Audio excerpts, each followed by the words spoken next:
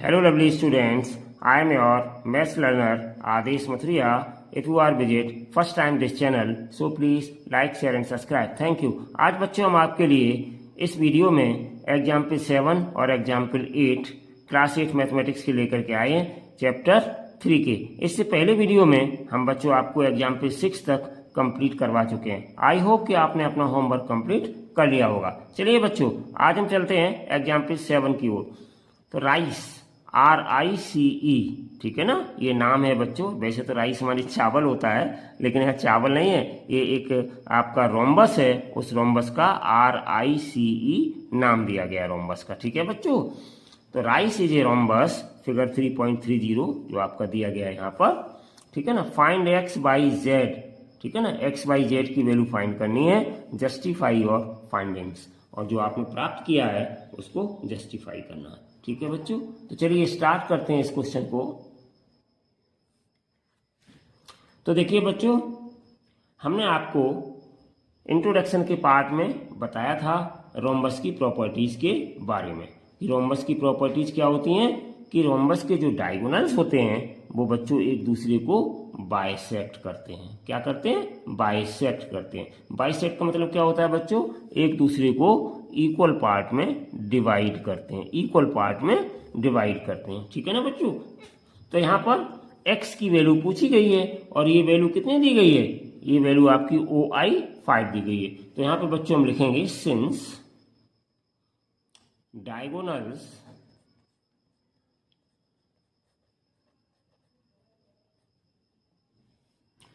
of a rhombus bisects each other, ठीक है ना। तो यहां पे लिखेंगे बच्चों देयरफॉर x की वैल्यू क्या हो जाएगी? ये हम साथ ही साथ में आपका फाइंडिंग का रीजन लिख रहे हैं बच्चों, जस्टिफिकेशन लिख रहे हैं। x की वैल्यू क्या हो जाएगी?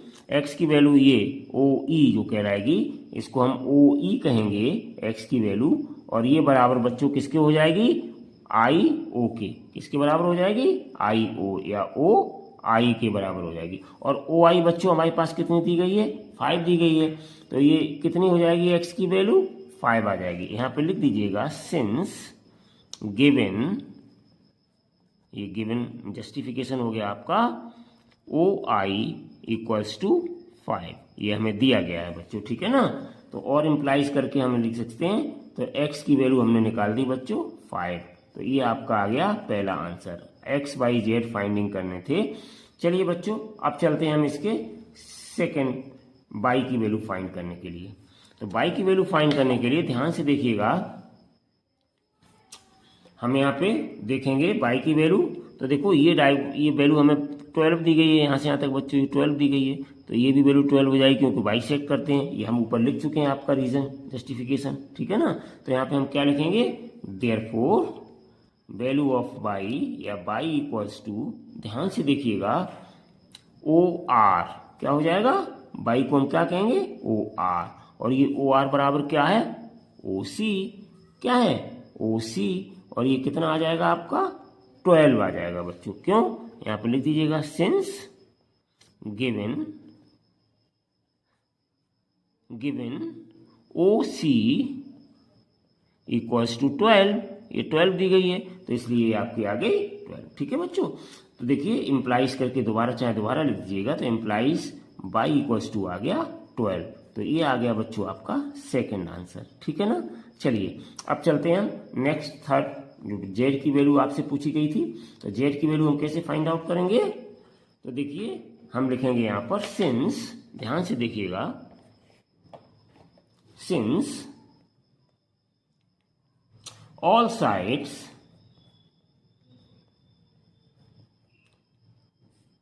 Of rhombus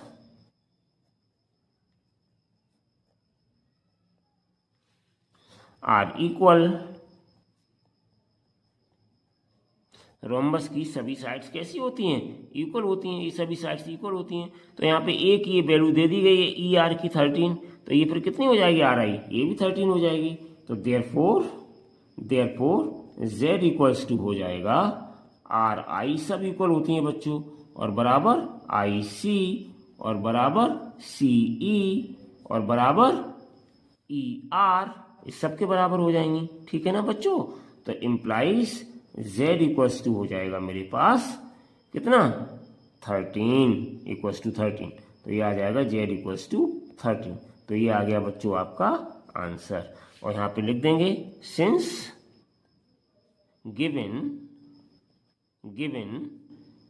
E R equals to 13। ठीक है ना बच्चों?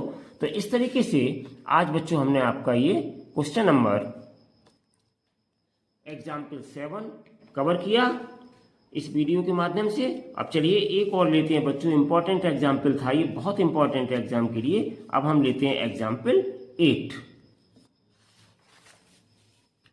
तो एग्जाम्पल 8 मेरे पास है बच्चों, ध्यान से देखिएगा। एग्जाम्पल 8 बहुत इंपॉर्टेंट है, ये भी एग्जाम्पल आपका।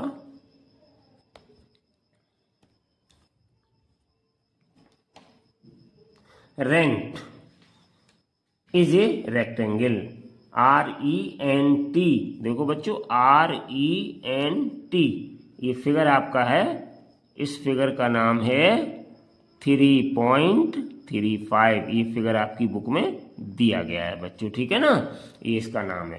तो rent RENT is a rectangle, figure 3.35 है, ये आपका सामने दिया गया। It's diagonal meet at O, इनके डायगोनल O पॉइंट पर, ये बच्चों बोले जाते हैं डायगोनल RN, और ये TE, ये डायगोनल बोले जाते हैं, ये O पॉइंट पर मीट कर रहे हैं। कह रहे हैं फाइंड x की वैल्यू निकालिए if OR equals to 2x plus 4, OR की वैल्यू कितनी दी गई है 2x प्लस 4, और OT, ये OT दिया गया है आपका, यहां से यहां तक OT दिया गया है 3x प्लस 1, ये दिया गया है। x की वैल्यू इसमें आपको फाइंड करनी है बच्चों। ठीक है ना? तो देखो इसकी बच्चों रेक्टेंगल की एक प्रॉपर्टी होती है, तो पहले हम इसकी प्रॉपर्टी लिखते हैं। प्रॉपर्टी अच्छे से देखिएगा ध्यान से। प्रॉपर्टी क्या होती है रेक्टेंगल की? वी नो दैट हम जानते हैं कि डायगोनल्स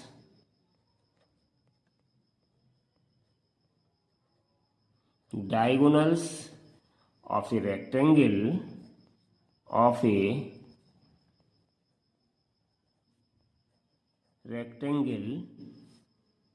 are equal, ठीक है ना? ठीक है ना? so that